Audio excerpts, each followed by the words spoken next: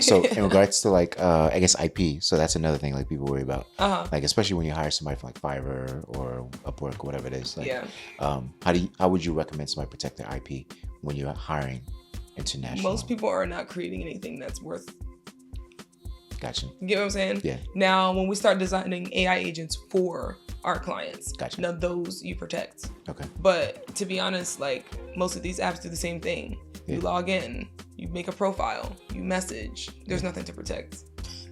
Okay. If Your idea's AI, not with it. if AI can develop it for you, there's nothing to protect. Yeah. If you can literally say, "Hey, build me an app," AI can give that code to somebody else too. Yeah. No, definitely, I agree with that. I think. Yeah.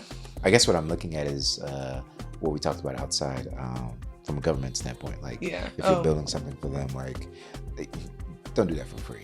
Like, and don't give somebody like free nuggets because they can run with that. Very quickly. So, that's true too. Definitely don't give away anything for free.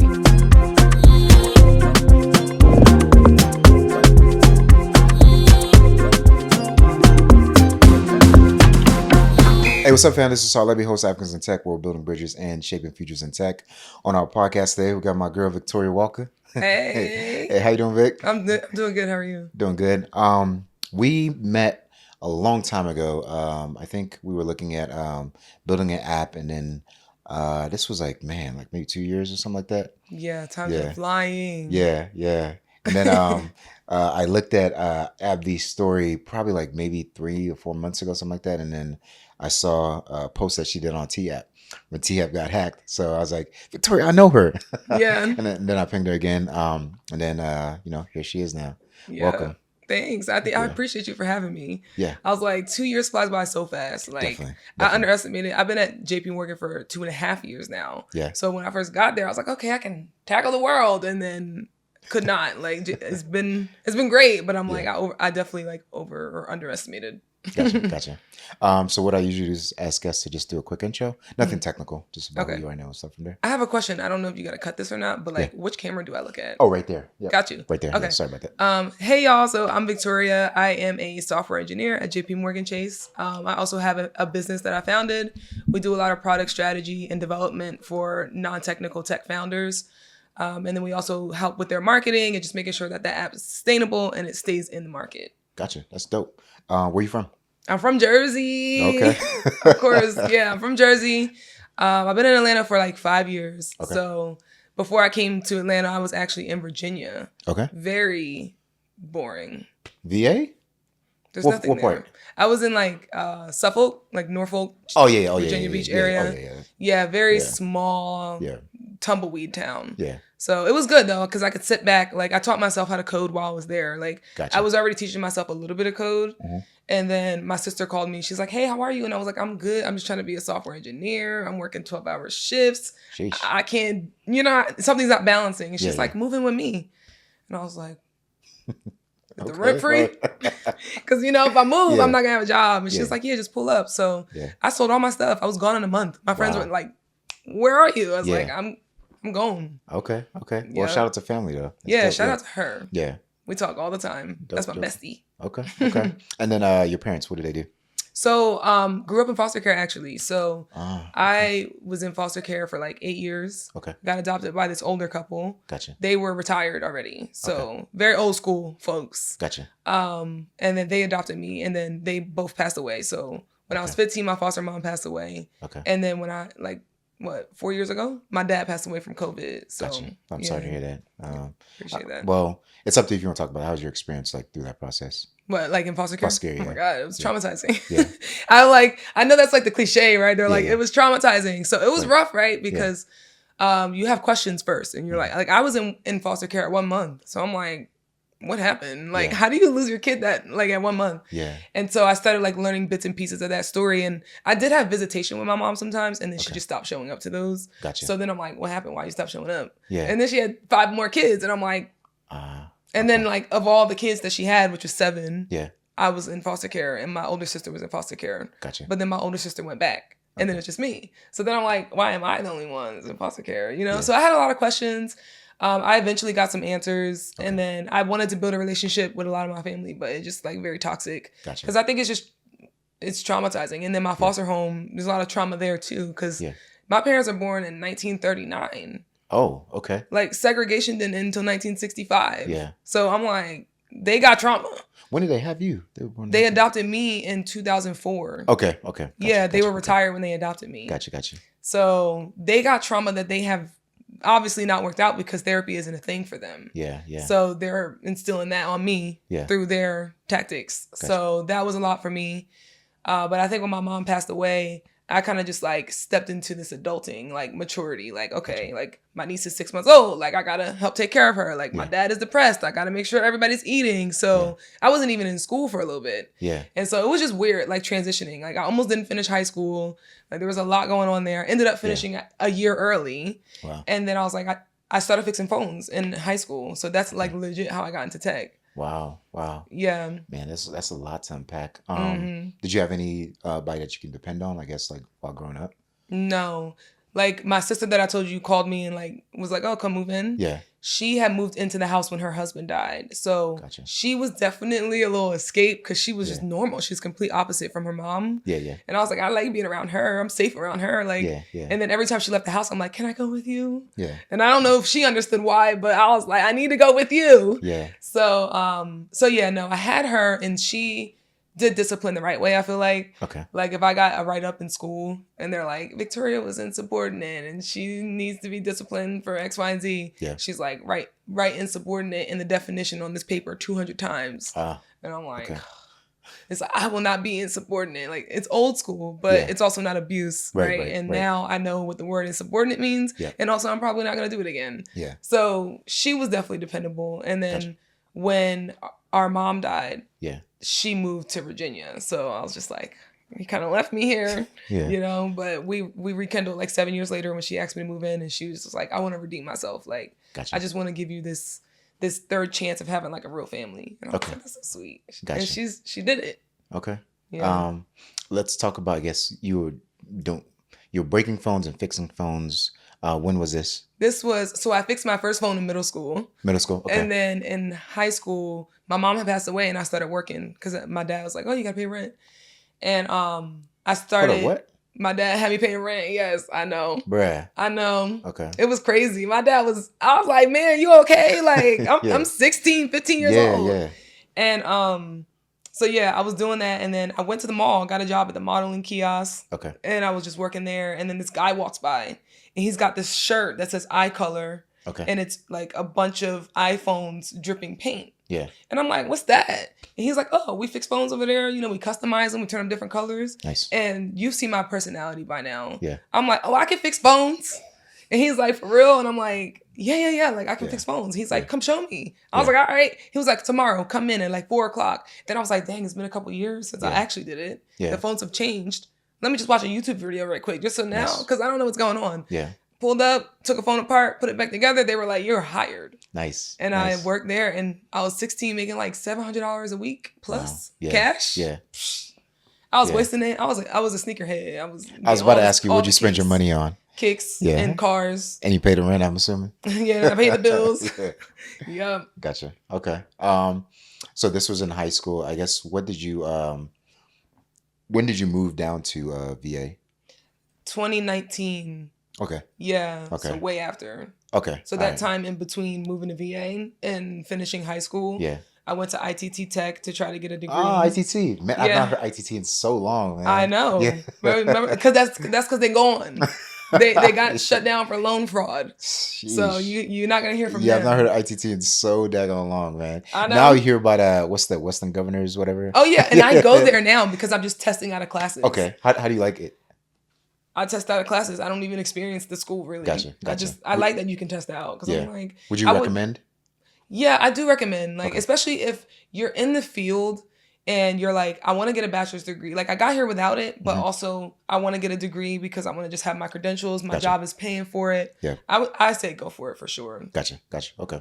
Yeah, I've saw Simone B's has a review on. I haven't watched it yet, but I've heard a lot of mixed reviews on WGU. But for me, good. I'm like, I'm going for software engineering. Gotcha. I'll be like, oh, Python? Yeah. I'm like literally I start my class and end my class within 4 hours. Nice. So one was like build a website that's a resume. I was like, okay. Right. Like, oh, just a resume. And then I got Cursor as an IDE. Yeah. So I can be like, write my code and then I submit it. So it's pretty good. Yeah. And then I went to ITT. Okay. They shut down, but I did engineering while I was there. Okay. And I had a really dope teacher. He was like so dope. He connected with his students and made sure that we learned. Like he turned the Fresh Prince of Bel-Air theme song into a tech song. Oh, okay. He was dedicated. Okay. And he was just like, you should go into robotics. Like you should do this. And I was like, heck no. Like I'm not smart enough for that. I don't know what I'm doing. Yeah. I joined the robotics club. I was building robots and racing. Nice. Yeah. So I was doing all the geeky stuff and doing Pythons and Arduinos. Yeah. And that's when I did my first coding class. That's dope. Yeah. And my first coding class was in that school and I hated it. It was C++. Yeah. And I just did not like coding. I was like, this is stupid. Right. But when I was finally done, I was like, oh my God, it's so like, I like that feeling of like doing something from nothing. Right. And then I graduated that school. They shut down. At this time, I had left the iPhone job. Okay. Because they shut down for bankruptcy. Okay. And I was working for this company that actually makes audio equipment for like big stages and concerts. Mm-hmm. It's called De Sequera, and I was like engineering those audio equipment. Mm-hmm. And then after that, let's see, went to ITTT. Oh, and then after that, while I was there, I was like, I want to dabble in software. Like I want to create a mobile app. Like I miss playing basketball. Every time I used to go to the courts growing up. Okay. Pickup games. So you were hooper in high school or something? Yeah. Okay, gotcha. Pickup games, just play them, play with the guys. Mm-hmm. You go to the courts now, no one is outside. Oh, yeah. I'm like, how do I find a game around here? Yeah. You know what? I'm going to create an app for this. I'm going to create an app for this, and people are going to be able to pin that they're playing pickup games that day, and you can find it by zip code and all these things. Yeah. And I started to learn how to do it myself. Yeah. And then that's when I realized that there was a market for mobile app development for people like me who don't come from money. Yeah. And then it's like, okay, if you don't come from money and you're not like me and you want to learn how to code, how do you get this idea into the world? Okay. So I started doing research and I'm like, how are people doing this? Okay. They're going to India and they're like $10 an hour. It makes sense. This was when? This was in 2014. Okay. Wow. Yeah. Okay. And then school-wise, I know you haven't really brought up school. I know you said, you said ITT Tech. Yeah. Did you think about going like for full 4-year and all that other jazz? Yeah. So I tried to go back to school again. Once ITT got caught for loan fraud. Yeah. And I was like, my degree is like literally irrelevant. Right. Then I was like, I want to go back to school for the software development. Gotcha. So I literally looked up schools that at this time, they didn't really have software engineering degrees. Okay. It wasn't a thing. The only school that really had something was called Full Sail University. Have you ever heard of it? No. It's the school where engineers, like audio engineers, they go to learn how to be producers and things like that. Yep. And they just picked up mobile software development. Gotcha. But I tried to go there. Yeah. And it was horrible. It was online schooling. Yeah. And I was like, they're saying that it's on your own time. Yeah. And then they're giving you 1 week to finish things. Mm. And then it's like, if you turn it in a minute late, they take 25 points off. That's already almost a failing grade. Yeah. And then they're like, if you fail, you have to pay $1,800 to retake the class. So I was set up. I feel like it was a setup for failure. Gotcha. Because it's like you're bringing in the busy professionals and saying that it's on their time. Yeah. But then you're giving them really strict rules. Right. So I ended up wasting $20K there, and then I dropped out. Oh man. And I was like, I'm done with school. Okay. And I was like, how can I do this? And this was cash you paid for this? Or no, I took out loans. The loans. Okay. Yeah. Okay. So I was like, how can I become a software engineer without going back to school? Because it's just not working out for me. Yeah. Yep. And so I ended up my sister ended up calling me. Okay. And she called me right when I dropped out of school. Where were you living at the time? Were you still with your dad? Living in Jersey. No, on my own. I've been on my own for since I was 18, 19. So you moved out 18, 19. Yeah. Okay. Gotcha. Yeah, I moved right. If I'm gonna pay rent, I might as well pay my own. Gotcha. Okay. That makes sense. I've been doing it this long. Yeah. So I moved out. I was on my own. It was cool. It was very peaceful because I grew up with a lot of people in the household. Okay. So for me, I was just like my own space. Oh, so quiet. Yeah. And my friends like, you don't get lonely? I'm like, heck no. If you grew up like I grew up, you'd be fine. Yeah. No, I get it. I grew up in Africa. Now I only have 2 siblings, but one by blood, but we lived like 5 or 6 of us like in a room at times. So yeah, that's a lot. That's same here. In a room. You get it. Yeah. It was 3 to 4 of us in a room. Yeah. So because my mom adopted 6 kids, and then she fostered. Yeah. So it was a lot. Gotcha. But yeah, so I was living on my own at the time. Okay. And then my sister had called me right when I had dropped out of school and I was working at this factory. Yeah. And I told her, I was like, I'm trying to become a software engineer. And honestly, when I thought about the business idea in 2014, I was like, mobile apps need to be developed. People are having trouble getting them. How old were you then? I was in 2014. I was like 18. That's crazy. 17, that you thought 18. About a business at 18. Yeah. Business. That's dope. But yeah. I thought that was interesting too, because my foster mom used to be like, "You're gonna do something in tech," and I was like, "No, that's for smart people." Gotcha. And then my sister, her daughter, she's like, "You're gonna be in business," and I was like, "She's like, yeah, you should play golf because you're gonna be in business." Yeah. And I was like, "No, I'm not." And here I am in tech and business. Yeah, that's dope. Yeah. Okay. So I was like trying to figure out how to get that. Like, I was like, I want to start a company that does mobile app development. Gotcha. I could be the person who starts a business and has never been a software engineer, but I do software development. Gotcha. Or I could be a software engineer and start a business with the expertise. Okay. Then nobody can really finesse me because I already know what to expect from the software engineers. Gotcha. So obviously I went that route. Okay. And I moved in with her, and then you know what I did? I actually worked for this guy for free. So when I got down there to her, it was just kind of like, okay, I took like a month to like accept what I was doing with my life. Gotcha. And then I started working at this restaurant. Remember I told you when I first moved down south, I was mad aggressive. I was getting fired from jobs left and right. I got a serving job, fired. I got another serving job, fired. I was like, how you gonna pick beef with me? And then now I'm saying something back and now I'm in trouble. Like, I was having a hard time adjusting. And then I was like, I keep losing these jobs anyway. I might as well like work for this guy for free. Okay. So I had found this. I tried to go back to. So I thought about two things. I thought about going back to school when I lived with her. Okay. And I thought about going into the military. Okay. Because she tried to get me to go into the military in high school, and I was like, nah, I feel like that's a bribe. Like, let me try life first, and if I land on my feet, I land on my feet. If I'm on my booty, I'll go to the military. You know. Yeah. So I tried life first. And then when I moved in with her, looked into the Air Force, and then looked into schooling. Okay. Couldn't go to school because my dad wouldn't fill out the paperwork. I wasn't 24 yet.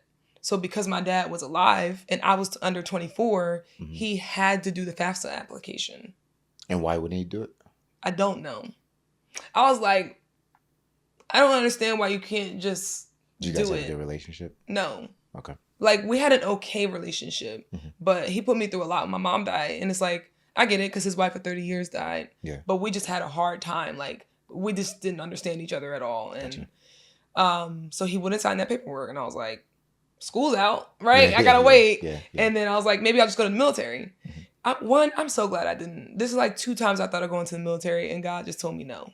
Okay. So I was like, I'll just go to the military. I'm like looking at the application, Air Force. You think like active duty? Yeah, I was going to go active duty. Okay, gotcha. Okay. And they were like, oh, but if you have a DUI, you can't get in. And I was like, literally just got a DUI. A couple weeks prior. So I moved in with my sister in June. June, the end of June. In August, I drove back to Jersey to hang out with some friends. Yeah. And we were drinking. I was like, y'all, I should not be driving by myself. Somebody got to drive in a car with me. Yeah. They're like, nah, you're fine. Like, we'll just drive behind you. Friends. That's why the air quotes, right? Friends. And I got pulled over and I got a DUI. Damn. And on a suspended license. Like, it was a lot going on. Ooh. Yeah. Okay, and you know what's crazy? It sounds crazy, right? It does. You got a DUI on a suspended license. Right. I expect you to go to jail.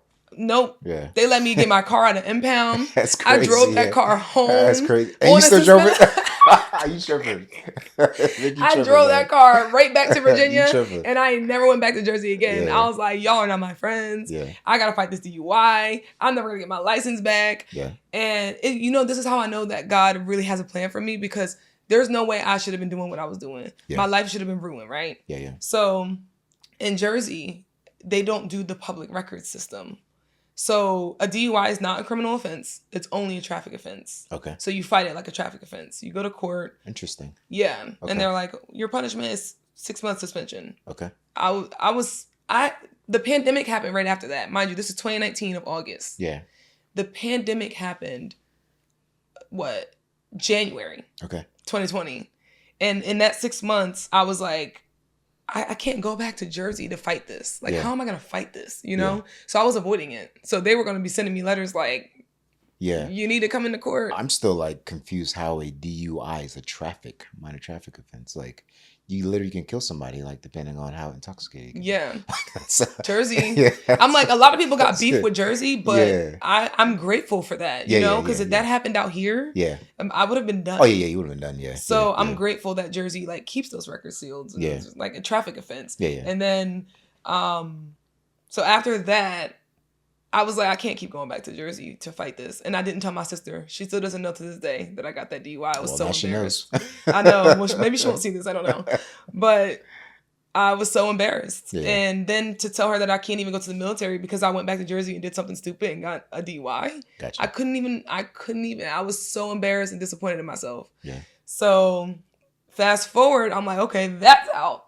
So I was like, you know what? I found this guy. He has a mobile app business, Black owned. Yeah. And I was like, can I just work for you for free? I need to learn how to code. Give me some work. And he said, yeah. Nice, and I did it for 3 months with him. Yeah. And then I applied for my first software engineering role. Nice. And mind you, I was coding way before this. Like I started developing the mobile app when I thought about it in 2014 or 2015. Mm-hmm. But then the first time I had official work that I could put on my resume was with him. Gotcha. And that's what I was after. I was like, I need someone's company to put on my resume to say I was software engineering as a role and not just for fun. Gotcha. I have a different take on that now. But that's what I did. And then I got into this role and they were like, we'll train you. We'll put you through 10-week training and you'll work with one of our clients. And then the pandemic kind of like threw that off a little bit, but it still worked out. Gotcha. I want to hear your different takes because I know I'm going to forget later. What's your different take on it? So my take on you need to absolutely have a company on your resume to say that you worked for them in order to be a software engineer is just not true. Okay. Like you can have, if you have no experience on your resume that says like, oh, I worked for this company doing software engineering, you built a project though. And so if you built a project from start to finish and you deployed it, you are a software engineer. Right. So that's your resume. Yeah. That's your, the portfolio building is like really important. Yeah. So I thought that I needed a company to back me up at the time. So just to also like buffer that as well, one thing that I've done is also create my own company. Mm-hmm. You can create your own LLC, build a solution underneath that, and then put that under that as far as like a project. So that's one way that I was able to kind of scale up. So that's smart. Yeah. Because at the end of the day, if they just need a name of something to do versus like a project, like just create a company. Yeah. Just build it. Seriously. If they ask you who owns it, I own the company. Right. And do you want to see how it works? I could literally show you the app or whatever it is and you can show them that. So that's smart too. That works. Yeah. A lot of people are like, how do you work at JPMorgan and you have your own business? Do they know?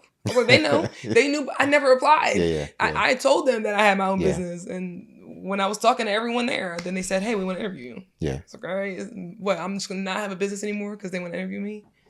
And what were you doing exactly with the guy for free? Mobile apps. Okay. So yeah, he was actually using Angular Ionic, which, I didn't know much about software engineering at the time, but now I know, and I'm like, why are you using that? Yeah. But I got enough experience from him, he was a good mentor. Yeah. He was aggressive. He was just like, he let me figure it out. Yep. I love that. Hey, I need this. And I'm like, are you forgetting I've never done this as a job before? I've only done it as, a hobby. Yeah. And he's like, oh, here, Pluralsight. I'll pay for a Udemy course. Yeah. And I was like, that's dope. I love that. Yeah. That's dope. The reason I actually like that also is the fact that, one, you went to work for somebody for free. Mm-hmm. Like your focus was like, you wanted to learn the skill sets to be able to earn XYZ. Yeah. I'm assuming you looked at the, salaries and stuff like that. At this time, I think I had only glimpsed at software engineering salaries, but I didn't truly know. Okay, so you just wanted to do the work. You didn't really care too much about the money. Yeah, my mind was definitely on the end goal. Gotcha. Yeah. Okay, well, that's dope. Because for some folks, whether you're motivated by money or whether you're motivated by, maybe a different career path, I think that in itself, like you investing your time for free, like that's a big thing. Yeah. So while I did all this for the business. Yeah, but while you were doing this though, like, how were you making money, like to eat and survive? I was like, my sister was very kind to me because I was like, so every now and then, like one time I got into an accident. It wasn't an accident. My car was like overheating and I couldn't work for the guy because I was like, oh, I can't drive out this weekend or whatever. Yep. He just paid for my car to get fixed. Oh, wow. Yeah. So like I had support. And then like when my sister's like, oh, like, you know, what are you eating this week? And I'm like, I don't know. Maybe she just knew, you know, motherly instincts. But she's like, oh, I got dinner for us. We're getting catfish from like down the street. That's dope. And she's like, oh, you want some wine? Like she was just so kind. So I never really had to worry about it. She really game changer for me, I'm telling you. That's dope. That's dope. Yeah. And even I think what you mentioned with the guy, like being able to fix your car and stuff like that. That's really helpful. Yeah, it was really kind. And I'm assuming you got the tags legit. And no. What? Actually, my tags were never legit. My entire time living in Virginia, my car was. Bro. Come on. But here's the thing: Virginia, you can register a car even if you don't have a license. Okay. So I was able to register the car. It just didn't have insurance. Why didn't you get it like? I guess I couldn't get it legit because my license was suspended in Jersey. Ah, gotcha. And they needed the records. I didn't get my license back till I moved to Georgia. Okay. I drove. When I got that role and they put me in that boot camp, they had me move to DC, the DMV area. Okay. And I drove up to DC on a suspended license. Yeah. I was like, I hope I don't get pulled over, but I need to do this. Yeah, this needs to be done. Yeah. And then when I got there, I carpooled to work. Gotcha. Because they put you in a house with 5 other people. Okay. To train you. And I just found someone to carpool with every morning. And I was like, at least I limit my impact, you know? Gotcha. But yeah, I never got pulled. Like, that's why I'm like, God really covered me. Definitely. Yeah. He covered me because I did not get my license back until the pandemic was very helpful because I could not drive back to Jersey to fight that case. So the pandemic forced them to do virtual cases. Gotcha. And that I kept showing up to virtual court and they kept postponing it. How you postpone virtual courts? And they kept postponing it. And I was like, can you just give me a guilty verdict? Because I'm tired of this. And I was like, my license has been suspended for years at this point. Yeah. And they were like, and I know it's going to get suspended when I get a verdict. Yeah. So I was like, just give me the guilty. And this is literally a year after I was working for the Department of Labor. Yeah. They did a background check on me because I had a clearance. And they were like, do you have any criminal record? And I was like, no. Because I don't, right? My DUI is a traffic offense. Yeah. So they give me my clearance, but they were like, just so you know, you have your clearance, but we're not done. We're still investigating for the next 6 months. Gotcha. They called me back in like 4 or 5 months. They were like, did you intentionally lie about your criminal record? And I was like, I don't have a criminal record. And they were like, you have a DUI. I was like, but that's not a criminal record. It's a traffic offense where I'm from. Yeah. They were like, oh, so you truly didn't know? I was like, no. I was like, when I applied for this security clearance, I wasn't even convicted yet. Yeah. And I'm saying convicted like it's a criminal offense, but you know what I mean. Right. And then they were just like, so tell us about it. Like, what happened? And I was like, they gave me a guilty plea. They suspended my license for 6 months. They made me go to a little course, and then they gave me my license back. What level of clearance was it? It was I don't even know. It wasn't anything like major. Not like a secret or anything like that? No. Okay, gotcha. Like one of the lower levels. Confidential public trust-ish. Public what? Public trust. I think it's that one. Okay, gotcha. Yeah. Okay, cool. So I had that, and then Department of, like, literally this is hilarious because I'm like, I've been working and doing all this stuff, and that was it though. That was the last time that DUI came up. It's never gonna come up again. Gotcha. Yeah. Well, that's good. I was just laughing earlier because canceling virtual court as well. What'd you say? Canceling virtual court. I know. They were getting on my nerves. I was like, y'all, please just give me the plea. Like, I'll take it. It's okay. I don't want to fight it anymore. That's hilarious. So what was like your time at DOL? Like, how'd you like it? I didn't really like.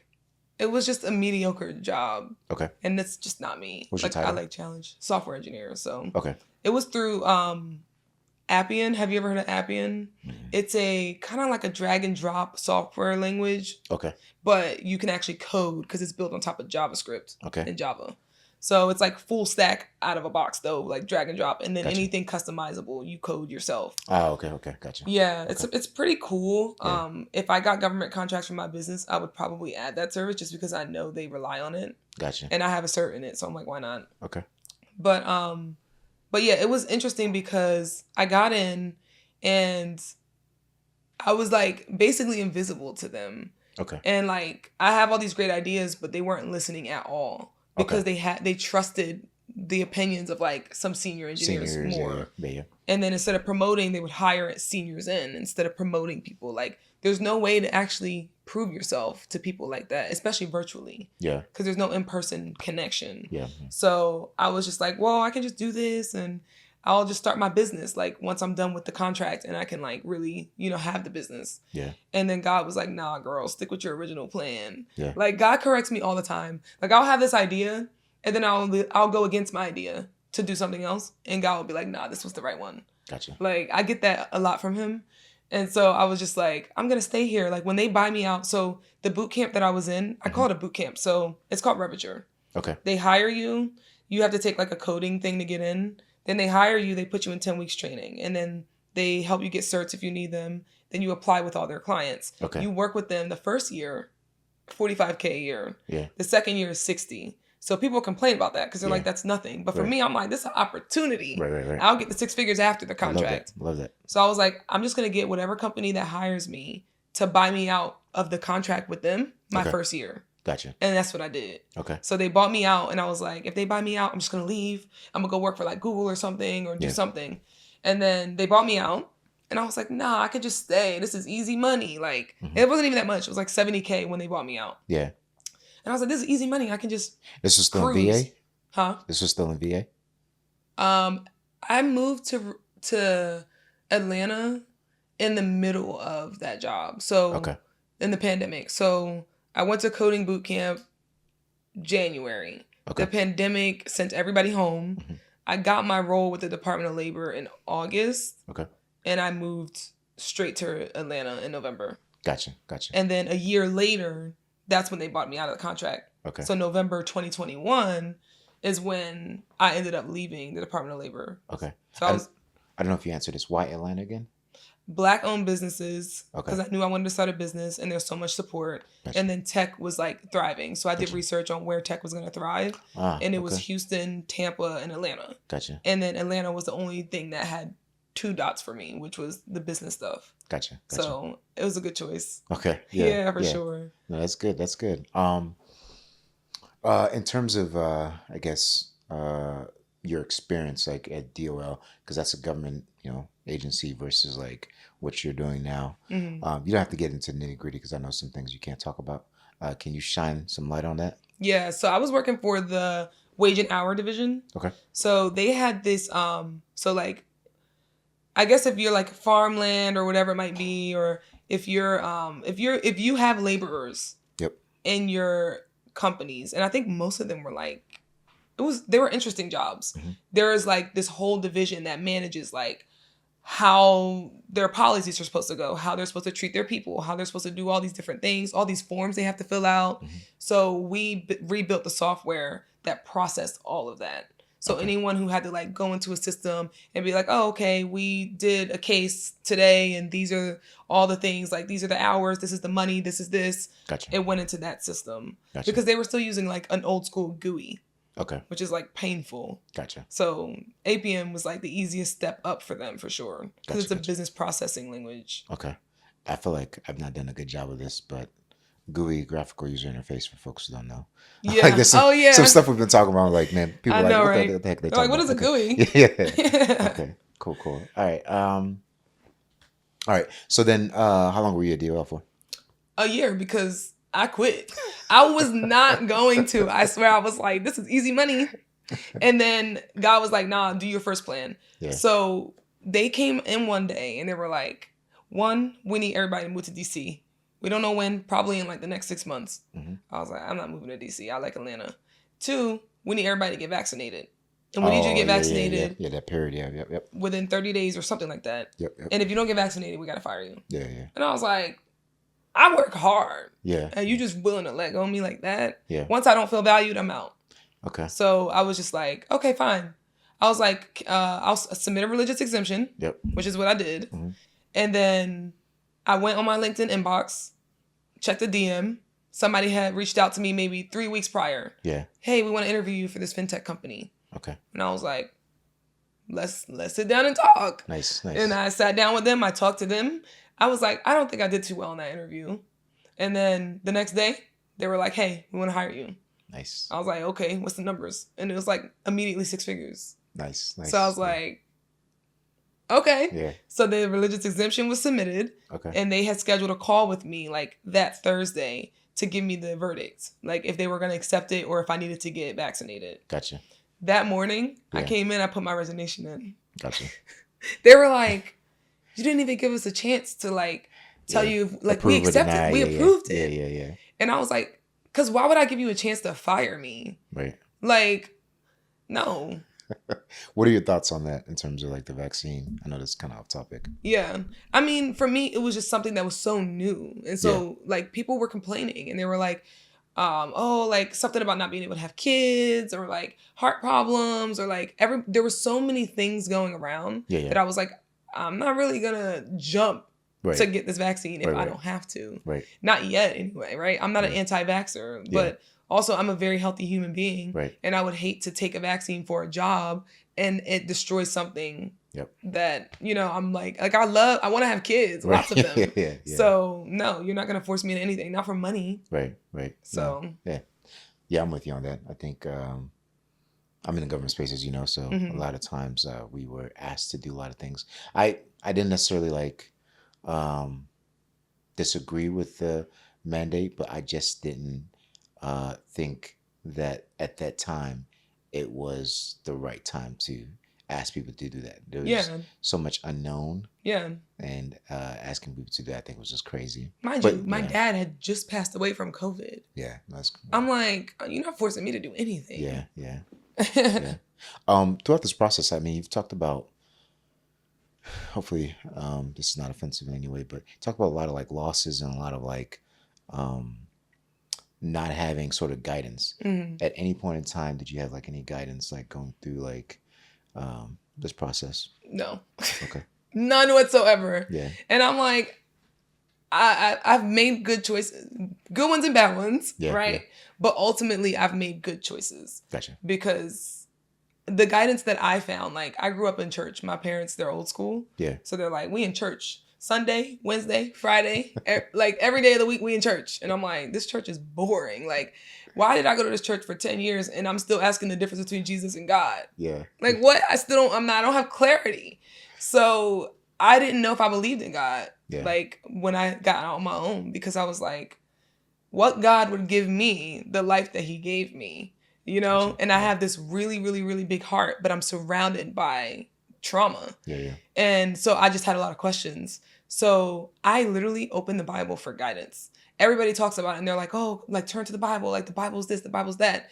And so I literally started reading the Bible when I got my first apartment, actually. Gotcha. And I would say that was my guidance. Okay. Because I would like pick it up and then like read and then I'll be like, this story is a little misogynistic. And I call my dad. And me and my dad repaired our relationship through the Bible and politics. Nice. So for someone that I cannot get on the same page with for nothing, politics and religion, we're on the same page about. Okay. You get me? I'm like, okay. You know what? I'll take it. Yeah. And that's how we repaired our relationship. Gotcha. So, I would call him and I would be like, why they got Ruth doing this in the Bible? I don't understand. And then he would explain it to me. And even then I still didn't have faith because I'm trying to start in the Old Testament. Yeah. And then when I moved to Atlanta, right before I moved to Atlanta, I started deep diving into the New Testament. Okay. I read the entire New Testament in like a couple months and it changed my entire life. Okay. And that was it for me. I was like, oh yeah, like love God. So? Huh? How so? Just like guidance. Like, cause like I was hot-headed. Like I fought a lot growing up. Like I had a bad attitude. I talked to people any type of way. Like I didn't care. I'm like, cause you got to think about it. I have no guidance. Yeah. I have nobody tells me what to do. I've been taking care of myself since I was 15. Yeah. Nobody tells me what to do. So you my manager at work and like that's how I was coming. And so I'm hot-headed, right? I'm snapping on people. I'm always defending myself. Like it was just a lot. So when I started reading the New Testament, the one thing that crept up on me the most was how you're supposed to love people. Yeah. What it looks like. And I was like, yeah, I love people. Mm-hmm. And I was like, I'm going to master how God wants me to love people, right? Mm-hmm. Immediately I was tested because I'm outside with my friend. We're waiting outside of this club in Atlanta and we're waiting for food. Mm-hmm. And this guy walks up and gets in front of us and he starts ordering. I'm like, excuse me, like we're in line. And then he's like, no, I'm just getting drinks. And I was like, oh, okay, like, that's cool. Yeah. So then I'm like, talking to my friend, I turn back. He got 3 trays of food. I'm like, do I look like I got stupid tattooed on my forehead? I'm going off. He turned around. He said, my bad. You right. Here's money for you and your friends' food. God bless y'all. Have a safe night. Okay. First of all, he kind of had a reason to go back off on me, right? We could have argued all night. Yeah. But instead he chose love.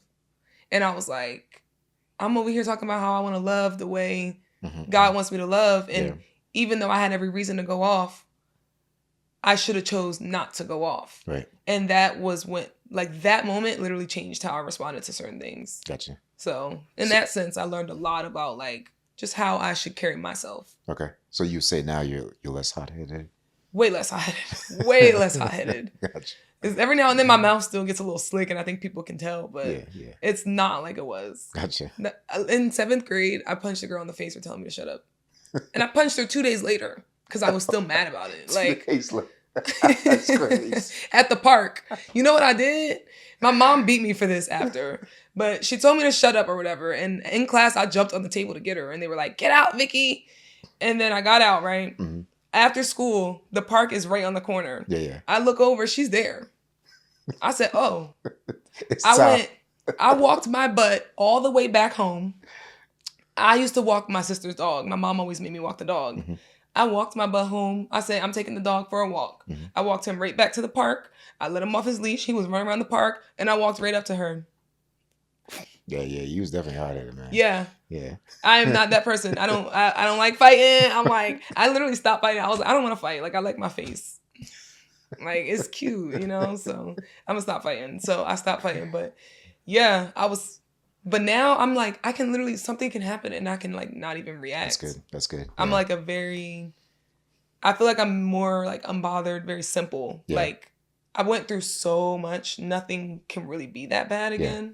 So why would I risk my future? Yeah. And the reason I ask that is because it's important, because there's a lot of folks that have gone through either similar backgrounds or have other traumatic experiences. Yeah. And how do you overcome that? You know, for you, it's the Bible. For others, it may be therapy, maybe other things. Yeah. Or combination. Mm-hmm. So the fact that you're able to overcome that, it's, you know, it's dope. Because you need it in corporate. You can't just be going around punching people in the face in corporate. Let me tell you something. Corporate has been testing all of my growth. Yeah. And he's still there 2.5 years later. Can I be honest with you? What's up? I was scared to work at JPMorgan because when I was, I had that engineering job doing the audio boxes. Yeah. And they kept saying they were going to promote me because I was so great, but they never would. And I was like, I think I need to leave. Mm-hmm. And I ended up leaving to go work in Burlington Coat Factory headquarters to do PO coordination. Oh, okay. It's so not what I'm supposed to be doing. Right. And God corrected me immediately. This is what I'm telling you. Like, God be pushing me back to where I'm supposed to go. Yeah. I got fired from that job in 2.5 weeks. And I didn't even cut somebody out. Yeah, I couldn't even understand why I got fired, because it was like when you go to Burlington Coat Factory or Marshalls, they got brands in there. Yeah. They have buyers in the headquarters that have those contracts with those brands. Okay. And they say, give us your out of season stuff for this price. Yeah. When they get the deal, they send it to me. I put it in the system, push it through. Gotcha. That was it. Yeah. I'm an engineer at heart. It's just like a data entry in terms of, yeah. I'm an engineer at heart. Yeah. This is boring. Right. I'm pushing through all my PO coordinations before noon. Yeah. And then I'm walking around the office because I also have ADHD. Yeah. So now I'm like, I got to do something with this energy because this work is done. Right. I guess they just didn't like. That you're walking around? Yeah. And I was like, so I was actually scared to go into JPMorgan because my first corporate job, and I was working 6 days a week there. I was the only one doing overtime. I went in 7 a.m. to 7 p.m. You talking about Burlington or JP? Yeah. Burlington. Oh. Why are you working 6 days? 7 Because I wanted overtime. So they would offer it. And they would be like, come in on Saturdays too. Okay. You can stay late. So I was working 7 a.m. to 7 p.m. And then on Saturday, 7 a.m. to 12. And they still fired me. I wonder if it's because of the overtime. I don't know. Yeah. But I thank them for that. Yeah. I really do. Yeah. But I was scared to go to JPMorgan because I never went to college. So, in college, they're like, get a corporate job once you get your degree. That's how you get the money. Yeah. I didn't know that. Yeah. So when I went to this networking event and JPMorgan was there, I was just talking. I wasn't even trying to get a job. Yeah. And then they just recruiters started reaching out. And They were like, these teams want to interview you. And I was like, okay. it was nothing to me. It was still small. Yeah. And then I was like, okay, I'll interview, but 4 sounds like a lot. Like I can't interview for 4 teams. That's like 16 interviews. Yeah, no, that's a lot. So I was like, I'll do 2, and I did business analyst and a software engineering because I was thinking if I do business analyst, I get good money. I could focus my technical efforts on my business. Gotcha.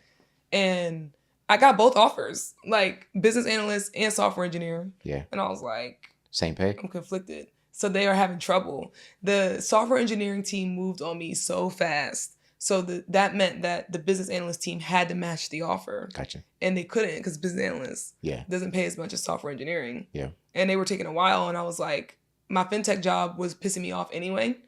And I was like, I went to the manager of the software engineering side. Yeah. And I was like, why should I like join this team? Yeah. Because at this point, I have the ball in my court. Yeah.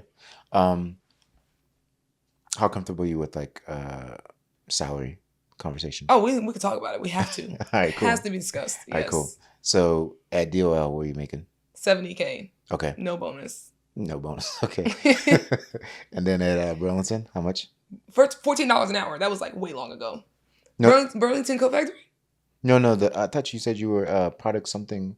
Oh. Yeah. Okay, no. So Burlington Coat Factory is like not related. So I went from DOL to fintech to JPMC. So there's a company in between. And I was making 90 base, 10,000 stock options. Gotcha. Vested 3 years or something like that.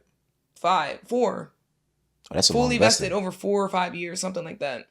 Okay, well, it's not bad fully vested. Well, I mean, it's the same thing. You don't get partial vesting periods? No, not for the first 2 years. Oh, so you don't get no. So you get they give you, so basically for the first year, you get nothing technically. Yeah. And then on that first year, they give you a lump sum. Okay. And then you accrue them. Gotcha. For the next 4 years. Okay. Yeah, it's very similar. But you know what I found out when I left? What's that? They hired this white boy from their neighbor's son. Don't tell me double. Paid him the same amount as me, but he was straight out of college. Oh, never did work, never submitted anything, never even, he would submit code and I'm like, oh, how did you test this? He's like, oh, I didn't. My local doesn't work. My local doesn't work? What does that mean? How you don't got your local set up? How are you? What does that mean? My local so like work? When you're coding, you know how like you can go to production? Yeah. And then you go to the testing environment? Yeah. The local environment is like on your computer. On your laptop. That's what I'm saying. How does your local not work? Your local's Yeah, that's how does your local not work? Me. No. That's how I'm like, your local's that's mind blew That's your me. base. It mind blew me. Yeah. And I had a lot of imposter syndrome because they trusted me, but they didn't. It was like weird. Yeah. And then, allies in your company is so important. Yeah. And I had these other, like, I was the only black woman, so these 2 other white boy engineers. Yeah. They randomly came to me and they were like, we just want you to know everything you say is so right. We agree with everything that you say. Yeah. It's not you, it's them. Okay. And I was like, when they say them, it's talking about corporate. Yeah, it was the management. Like, they don't know what they're doing. They don't know what they want. They think they know everything. But you are 100% spot on. Yeah. We want you to keep pushing for the things that come to your mind. Okay. Keep speaking up. And I was just like, they never had to come to me and tell me that. And your managers were ethnicity-wise? My direct was Asian. Okay. And after that, it was just white guys. Okay. Yeah. Gotcha. And my direct manager at that company he was pretty cool. He was definitely supportive. Yeah. But I think he was overwhelmed. So there's not too much he could have done, Gotcha. But he did have our back. Gotcha. But those 2 guys that came to me, they were like, by the way, we're pushing for you to get your senior title. Okay. They just sponsored me, Yeah. It was like, and I never knew this. I didn't know that they even respected the things that came out of my mouth. So that was nice. Gotcha. But I made, they started disrespecting me, the CEO. And I was like, that's it. Bet. Yeah. That's it. And I came to them one day. I went to like the Russell Innovation Center, and I met Ben Walter. He's the CEO of business banking at JPMorgan Chase. Gotcha. Chase specific side. And I met him, and he was really cool. He's like, yeah, I do business banking. I was like, that's so funny because I work for this fintech firm who would love to have Chase as a client because we do payment services and payment rails and all that stuff. Yeah. And he was like, that's so cool. Yeah, here's my information. I went back to the job. I was like, hey, y'all, I met the CEO of business banking at Chase, and I was talking about this. I think we should, talk to him. They were like, oh, we already got to connect. And I was like, oh, okay. Because, yesterday you didn't have one, but okay. And then they were like, but what's your connect's name? And I was like, nah. And then it was so funny because they just shot me down. It was like they didn't want me to contribute. Yeah. And then I just ended up quitting for JPMorgan Chase. Wow. Yeah. I was like, yo, that is like one of the biggest clapbacks. Because now it's like you literally could have valued the things that I was bringing to the table. Yeah. Yeah. And now I left you for that same company. Right. And now I'm going to tell them not to do work with you. Yeah.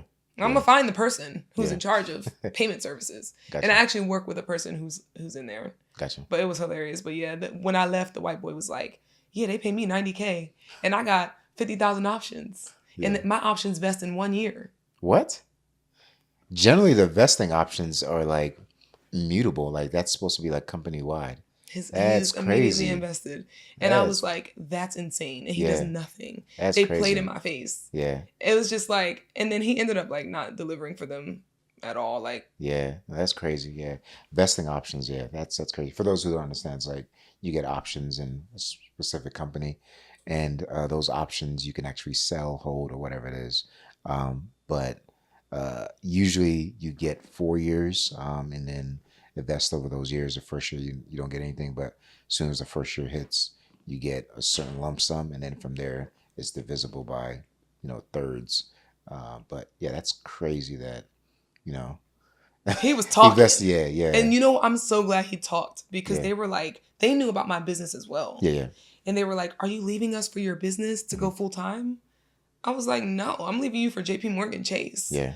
And then they were like, oh, this is a really bad time for us. Do you think you can stay on, and we can hire you through your business? Yeah. I was like, yeah, $185 an hour. Okay. And that's cheap for them. But you would have done it if they, would you have done it if they gave you that amount or a little bit less? I would have done it. Okay. I would have collected all the coins. Yeah.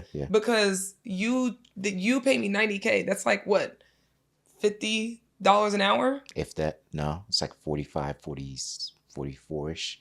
Yeah. It's pretty bad. And then you played in my face because you hired this boy, you gave him the same amount, and he doesn't do half as much as me. Yeah. And then you gave him all those options. Then you hire this guy, this contractor from overseas. Yeah. And you pay him $300 an hour.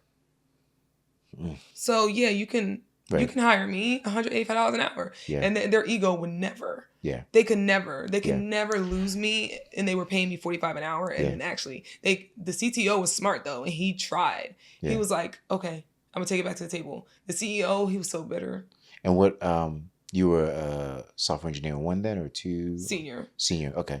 They promoted me pretty quickly. Okay. And then going to JP though, you accepted a lesser role, right? I took a demotion to go to JP. Yeah. Okay. It was more money. More money, but just a demotion in terms of title. Yeah. Okay. Because they offered me 120 base with a $20,000 salary. Bonus. Okay, sign-on bonus. $20,000 bonus. And the amount of PTO I got when I started was ridiculous. And I don't even use it enough. So now I just take December off every year. Okay. Because I have so much PTO. The whole month? Oh, nice. I'm never there. And they don't trip about that or nothing like that? Not at all. Okay. No, in corporate, don't try to do business with corporate in December. Mm-hmm. We're not there. Yeah. No one's in the office. Yeah. But I was like, nah, I want more than this. And I was like, I was making 120 at my last job, so I'm gonna just need y'all to step it up a little bit. If I leave, it needs to be for more. Because remember, I never applied to JPMorgan. I just went to an event and I talked and I left resumes. Yeah. They reached out to me. Right. Then I got 2 offers from them. Yeah. So I'm gonna negotiate. Gotcha. So even though I was only making $90K at the job before, I was making 120. Okay. So I'm gonna need something else. Yeah. And then they were like, we'll give you they were like, we really can't shake the base salary, but we'll increase your bonus. So they increased the bonus to 25 targeted. Okay. And I was like, I'll accept. I won't play around with y'all's time. This is still good. Gotcha. But they give me $30K every year now. Okay. Because they're like, you're great. We didn't expect you to be this great. Gotcha. Yeah. So one thing I ask some folks at times is, what's your number? What's my number? Yeah. For like, what would you want as far as like a finite number? Like, I'm comfortable. This is what I'm good at. It could be corporate. It could be like you doing your own thing. Okay, so yeah, me doing my own thing. I guess 180 is probably like 180 to 200. Okay. Like I don't. That's like flat out. No.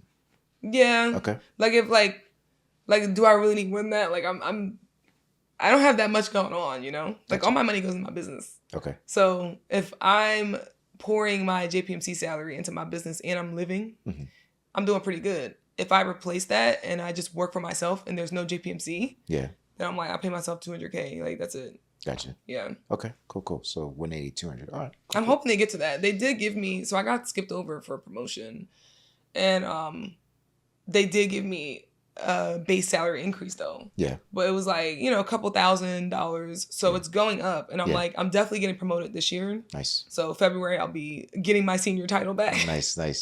After 3 years of being in this company. Yeah. But I was like, there's no way they're gonna get close to 200. Yeah. Like, they'll give me a raise and probably give me like a good bonus, but it'll probably be, I'm thinking it'll probably be like 170, 180. Okay. With bonus and salary increase. Okay. And you don't get RSUs, right, with JP, right? What's that? The stock purchase plan? Yeah, stock units. Yeah. You do? They don't give them to you for free. You still have to buy them, but I think they're discounted. I don't know. No. So RSUs are literally like shares. Like, they give you free shares. Oh, no. Okay. They have employee stock purchase plans. Ah, gotcha. Okay. Yeah. So like at a lesser price you can buy. Yeah. Oh, okay. Gotcha. I'm like, I got to use my money. Never mind. Okay. Gotcha. Have you ever thought about like Fangorgs? Fangoers? No, Fang orgs. Fang orgs? Yeah. I thought about it. Probably, I just think it's interesting because I had a friend who was super, super, super smart. You actually should interview him. He was in the job market for so long, and it did not make sense to me because he could teach himself anything. Yeah. And he interviewed at Netflix. And they did all these rounds of interviews, panels, all these different things. Yeah. So he gets in his first interview, he nails it. After the interview, you know how remember Blockbuster? Yeah. Yep. Remember they used to send the flyers and they'll have some movies on them? Yeah. Yep. He designed a Blockbuster card, but it was Netflix. Yeah. And on the back, he sent a thank you to everyone who interviewed him, right? Yeah. So they gave him another interview. On the next interview, after he was done, he developed his own Netflix website. Okay. And you know how they have the movies and it's like, this is the number 1 movie in the world. This is number 2. This is number 3. Yep. He found a theme for each interviewer he had, matched it to a movie, put them in the cover, and then delivered that as a thank you. Gotcha. Showing his technical ability and his dedication. They put him through like 4 or 5 rounds of interviews and never hired him. Yeah. For what? Yeah. No, that's unfortunate. And a lot of times it's hard to kind of figure out how, because it could be somebody else who's better, but the likelihood of that may not be it. It may be that they related with somebody else. But from a job market standpoint, like right now, it's tough. I was talking to one of my other friends about this. He's like, yeah, no, the market is great and all this other stuff. You can do whatever. I'm like, bro, like, he's a white guy. He's been in tech for a while, about probably 25 years. Really sharp. Of course it's easy for him. Yeah, super container, microservice, all those other things. Like he gets it just like that. Yeah. I'm like, bro, like, you're different compared to like a lot of these folks who are in the workforce, or in the market rather. And to me, like, for those of you who are struggling, looking for a job right now, that's my heart goes out to y'all, because it's a tough place to be in. Yeah. Principal engineers aren't getting jobs. Yeah. Like, literally principal engineers who've been fired from Facebook, Microsoft, Google's, like all these big organizations that you can think about. Yeah. Like, they're all on the market still. And it's like, I love JP Morgan. Yeah. Like, corporate semantics are always going to happen, but it's all about the leader of the org.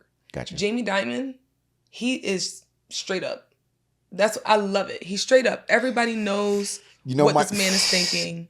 right? Yeah. He's not as bad as Trump, right? Like, he's respectful, but he's blunt. Yeah. And I appreciate that. Yeah. I don't like sugarcoating. Yeah. So I always know what's on your mind. Yeah. If on his mind is, yo, we're getting rid of 50% of our engineers this year because AI or whatever, we're going to know. Yeah, yeah. We're going to know. Yeah. And then we can prepare. Yeah. Or we can make ourselves more valuable, which is what I've been doing. Yeah. So I went in there as a software engineer, full stack. Gotcha. I'm doing AI engineering. Yeah. I don't have the title. Yeah. But I'm building all these AI agents for them.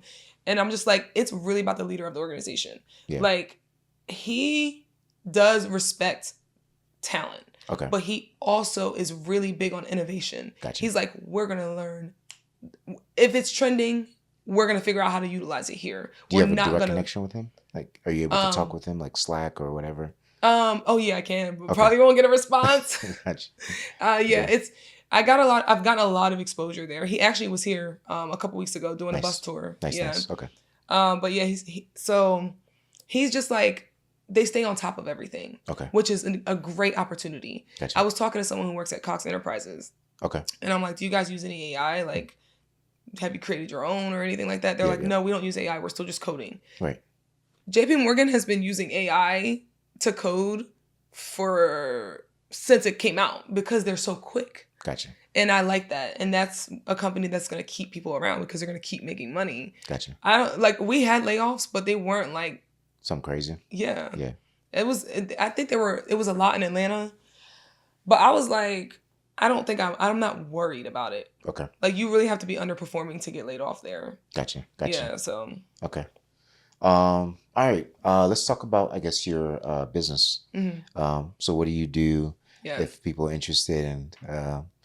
This is your time to kind of shine, market yourself. Appreciate that. Yeah. So people come to me and they tell me I have an app idea. Mm-hmm. I'm like, okay. They're like, yeah, we want to build it. I'm like, okay, you have an app idea, but you don't have a business idea yet. Gotcha. So let's turn that into a business idea. And sometimes people are like, no, I did all the work to turn it into a business idea. So I just give them something and I'm like, okay, well, just answer these questions for me. I know this is kind of painful, but I just cannot develop your app if you don't have a solid plan. Gotcha. And they'll fill it out and I'm like, you still need a product strategy right quick. Okay. But so once they come in, they're like, oh, I don't know. Like, yeah, let's do the product discovery. So we do this product discovery where we kind of just deep dive. Like, we do market research and we find out the target audience and what problem are you actually solving? Do people need this? Like, what if you're developing something no one needs? Gotcha. How do we validate this? So we just spend time together validating the ideas, validating the market, designing the UI UX on Figma. So we'll get like a really small prototype. Gotcha. And then that also helps me because now me and my engineers know every single aspect of this app. Okay. And then we go in and we break it down into a quote. Gotcha. And I try to make it the most affordable. Yeah. So what I'll do is I'll give them the quote of like, all these features that we discussed, this is how much it's going to cost. But let's work through what we need to put in the MVP. Okay. And then we go into development from there. Okay. And then once I try to get all these MVPs out within 6 months, it's very important to do that because the market can switch. Definitely. So once the MVP is out, then we kind of still hold their hand throughout. Mm-hmm. So we stick with them. We're like, okay, we got the MVP out, but we still need to do work. We need to make sure that the features are being used and nothing is breaking. And maybe we need to do a redesign. Who knows? It's just an MVP. We're not done here. Gotcha. But when people hire overseas, they're hiring just developers. Yeah. So it's, hey, we'll develop your idea for you. Tell us. And then they don't even fully understand it. But software engineers, we're going to code exactly what you told us to code. Yeah. We're not going to be like, well, this doesn't even make any sense. Right. And so literally that's what's happening, right? Yeah. They're coding it. They're barely delivering it. And the next thing you look up, you've been developing an MVP for 2 years. Gotcha. And now you're 50K in. And you're like, wait a minute. Yeah. Do I stop or what's up? And a lot of people stop. Yeah. And I don't want that. Yeah. So I'm like, no, we're your tech co-founder. Gotcha. Okay. In terms of like some of the challenges that you normally see people face, like what's like an advice you can give somebody who's thinking about building an app and they're like, all right, I want to build an app and I don't know how much it's going to cost. What are some things that you normally see? Free nuggets, not trying to have you spend all your business. Advice. I don't know. I feel like it's an MVP. Okay. Like, the business idea is very important. You need to make sure it's a business. Yep. But you have to understand that the first thing you put out is not going to be the final product. Yep. Never. So I'll have clients that like agree on a brand, right? We'll do branding strategies and stuff. Mm-hmm. We'll have a logo and they're like, yeah, this design looks good. We love it. And then right before the MVP releases, they're like, switch this whole homepage. And I'm like, no. Because we'll be doing this for the next 6 months. Reconnect everything else underneath the hood. Yeah. And they just change their entire mind. And I'm like, it's just the MVP. We just got to get it out. We got to validate it. Like, let's just get it out. Put that in the backlog. Right. Yeah. So yeah, just understanding that like it's just the MVP. Gotcha. It's not the final product. Don't nitpick. Yeah. Just get it out. Gotcha. Okay. That's good advice. And then in terms of like folks who've already started like the process with another engineer. I'm assuming you guys are able to help out with them. Yeah, I like to do consultations, especially when I meet Black people who are like, I'm developing a mobile app right now. I'm like, sit down, free consult. And you know how I was talking earlier, I was like, I'm not doing no more free consults. But I just know that a lot of the developers that they're hiring are like Fiverr and Upwork, and they're overseas, which is nothing bad about those developers, but they're just not your product team. So in regards to like, I guess IP, so that's another thing like people worry about. Like, especially when you hire somebody from like Fiverr or Upwork or whatever it is. Like, how would you recommend somebody protect their IP when you're hiring international? Most people are not creating anything that's worth. Gotcha. You get what I'm saying? Yeah. Now, when we start designing AI agents for our clients, gotcha. Now those you protect. Okay. But to be honest, like most of these apps do the same thing. You log in, you make a profile, you message. There's nothing to protect. Okay. If your idea's not with it. If AI can develop it for you, there's nothing to protect. Yeah. If you can literally say, "Hey, build me an app," AI can give that code to somebody else too. Yeah. No, definitely, I agree with that. I think. I guess what I'm looking at is what we talked about outside from a government standpoint. Like, if you're building something for them, like, don't do that for free. Like, and don't give somebody like free nuggets because they can run with that. Very quickly. So, that's true too.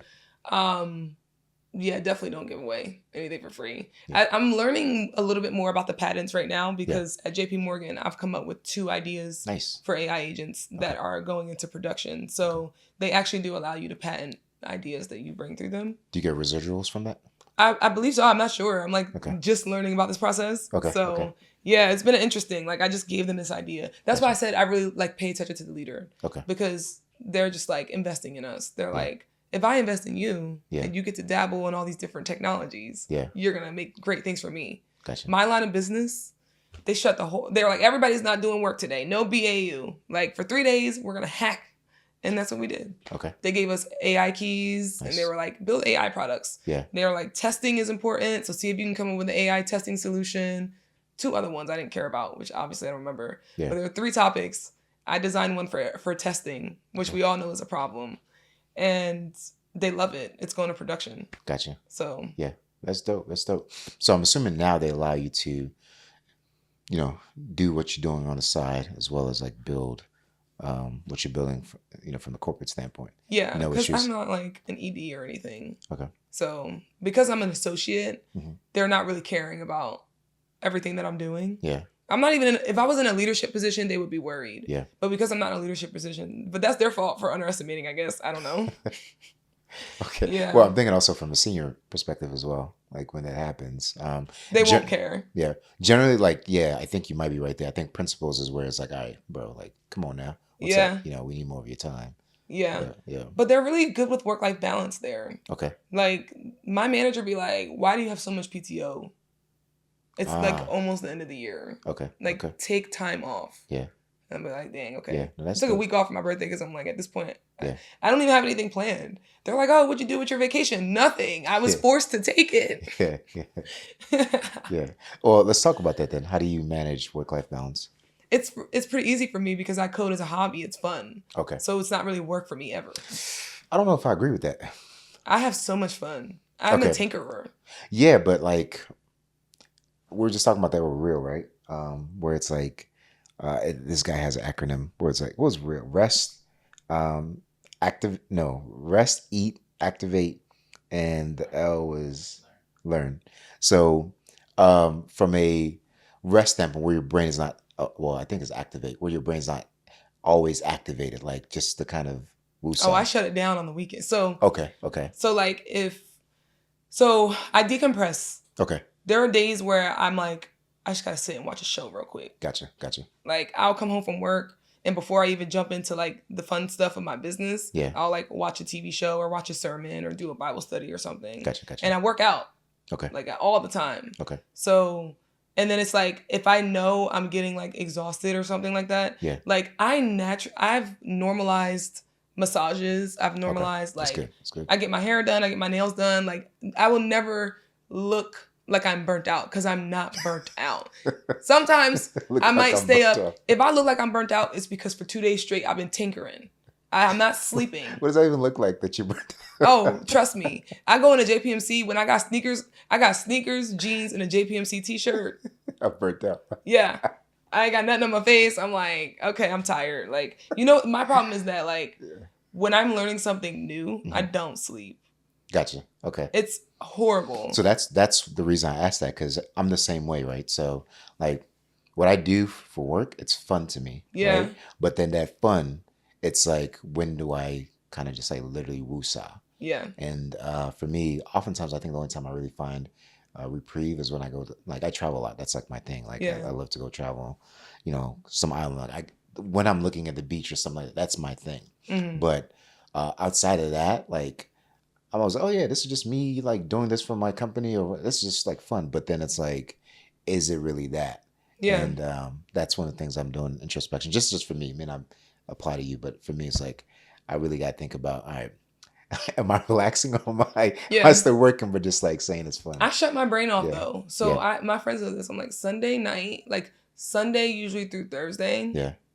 My brain is not free to talk about anything. Like, Gotcha. I might be able to call my homegirls like a little bit throughout the day and be like, girl, give me the tea, you know? Yeah. But for the most part, my brain is not available. Gotcha. Like, even dating is hard because dating in Atlanta is hard, mainly because somebody will call me in the middle of the day and start telling me a whole bunch of stuff. And I'm like, do you realize my brain is not in this conversation right now? I'm fixated on code. I'm fixated on I'm waking up, I'm going to work, after work, I'm going here, I'm going to the gym, this is where I'm at. Yeah.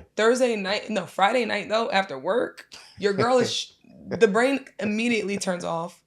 Clean my house, I go home, dishes in the dishwasher, clean up, shower, pajamas, face mask, wine, tacos. Mm-hmm. That's it. I'm on the couch. For the most part, I probably fall asleep there. That's good. I do day trips. Like, I'm that's balanced. dope. That's dope. Yeah, I think that's really good. Yeah. A lot of times, I think, even from a podcast perspective, we talk a lot about like all these high level stuff, right? Like coding and all those other things. But I think it's really good to also talk about like the balance in itself. Like getting that life balance. So, yeah. Healthy habits for sure. Yeah. Like, I think growing up, like, I never got a massage before. It was like this luxury thing. Oh yeah. Yeah. You don't. This is like super, super, super special. Yeah. Man, my girl Kimmy at Massage Infinity. We like this. I called her like, hey Victoria, it's normal. It's normal. We have to normalize that stuff. Yeah. Have you been to Waldorf Astoria? I heard it's really dope. I actually haven't been to their spot yet, but I keep hearing about it. I heard it's really dope. Okay, I gotta do it. Yeah. And for not just ladies, but guys as well. Like, I get massage probably at least once a month. I used to do it every 2 weeks, but I do at least once a month. Definitely go do it. At least if you're into that kind of thing. So. Yes, 100%. Definitely. Yeah. Okay. What's the next 5 years look like for you? Next 5 years? Yeah. The business is going to be businessing. Okay. That's like, it's gonna be business. Yeah, man. The business is going to be businessing. So I do a lot like through my business, right? I'm more passionate about it because at JPMC, I have a good time. I'm learning whatever, but I don't have control over like hiring people and like taking chances on people and like, Right. So I really want the business to be in a space where we are just pumping people out. Like, we do the internships, we really train these people up, and we either hire them or they're in perfect shape to get a role right after. Gotcha. I really want to like just get back. Like, I teach coding workshops now. So I'm hoping that when the business is like replacing my full-time income, then I'll have more time to do more of the volunteer things that I do. Yeah. So just getting people together, skills building, professional development, headshot days, LinkedIn, like that's really what I want to do. Gotcha. Dope. You did mention a little bit of dating. What's that personally? Married? You said what? Married? Oh, 5 years? In 5 years? Oh yeah, for sure. Okay. Hopefully. I'm praying. I'm like, God, they said, what is it? CC's prayer. Like, if he's for me, it's crazy though. We won't be listening. I got caught up twice not listening to him. I'll be like, if he's not for me, let me know. And then the next day, disaster. And I'm holding on for dear life. Like, no. And then I'm like, oh wait, I prayed for this answer. So no, I definitely want to get married, have kids. Nice. I was like, honestly, I know a lot of people see me and they're like, she's too much of a leader. I don't date boss babes. Like, she's not going to be able to let it go. I'm like, do you know me? When I tell you, once I'm out of work and that my brain is shut off, I'm not paying attention to the directions. I'm not eating. You probably gonna have to like. That's like my wife on the beach, man. I'm like, there's literally a seashore right there. Like, yeah. Watch out. Oh yeah, I'm running. She shuts down. Yeah. Like, people see a completely different side of me. Food excites me. Yeah. I have an attitude if I'm hungry. Dope. That's like, good though. That's dope. Back to normal. Yeah. Like yeah.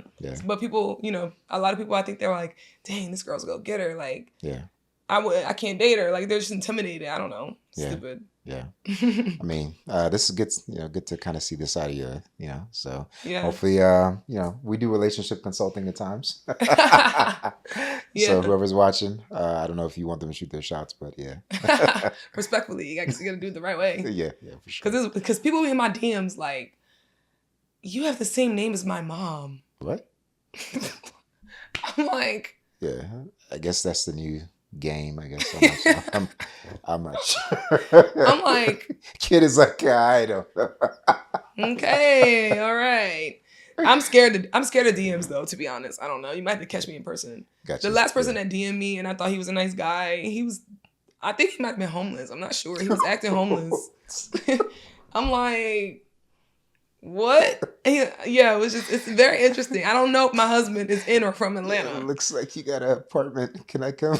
I know. No, seriously. I'm like, and then they're like eating all the time there. And I'm like, why are you always eating at my house? Like, oh, I like having 3 meals a day.